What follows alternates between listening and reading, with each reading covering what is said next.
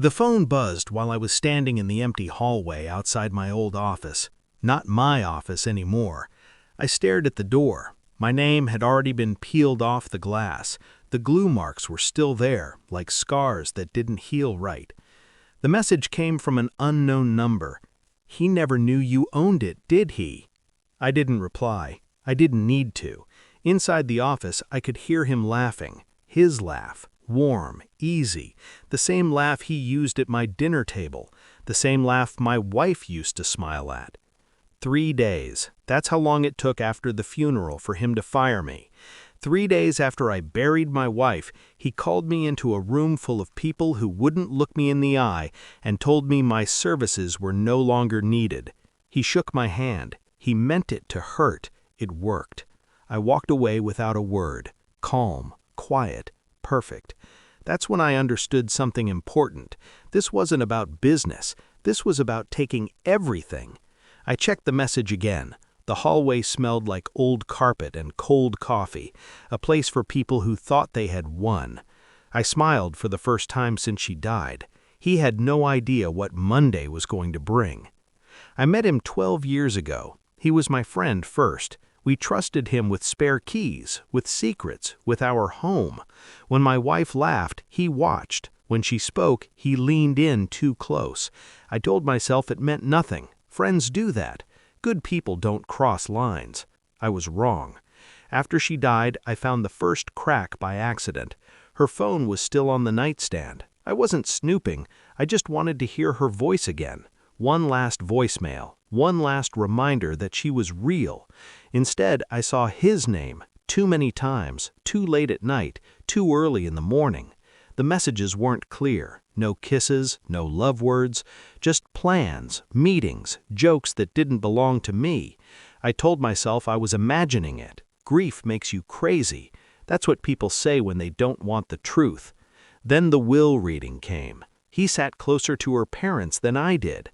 When the lawyer said his name, his eyes flicked toward me, just for a second, long enough. That look wasn't guilt, it was ownership.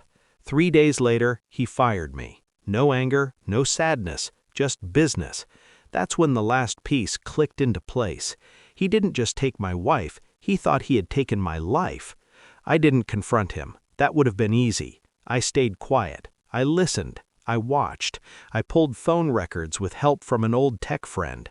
I looked at travel dates, meetings that didn't exist, late nights that didn't add up. Every answer came back the same. He had been there when I wasn't. He knew things about her schedule I didn't. He sat in my chair when I was gone. At work, people stopped calling me. Emails went quiet. My badge stopped working. At home, I opened the safe. Inside was the truth he never bothered to learn. Paperwork, shares, signatures, 71%. My wife and I built the company together, quietly, carefully. We kept my name off the front, less attention, less risk. He saw my title. He never saw my ownership. I waited. I let him plan. I let him smile. Every night I sat in the dark and practiced breathing slowly. Rage is loud if you let it speak. I didn't. I wanted him calm, confident, blind. Monday came faster than he expected. The boardroom was cold, glass table, steel chairs, too many faces. He stood at the head like he belonged there.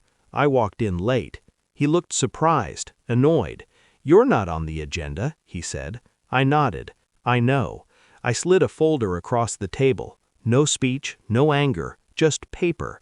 The room went quiet as pages turned. Shares, percentages, legal seals. His smile fell apart slowly, like something rotten. He looked at me then, really looked. "No," he whispered.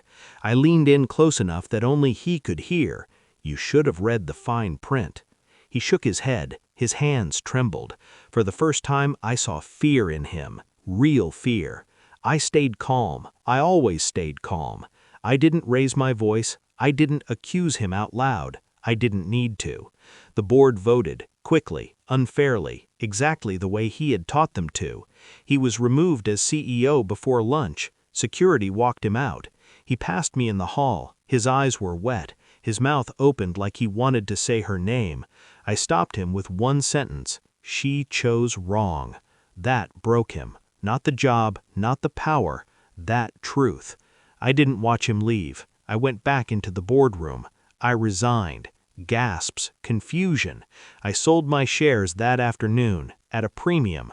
I walked away with everything he thought he stole. I don't visit her grave anymore, not because I don't care, because I finally understand. Love can lie, trust can rot, and power is quiet when it's real. I sleep better now, not happy, just clear. Some people lose everything in a single moment. Others wait, plan, and take it back without raising their voice. Monday was interesting, but walking away was better.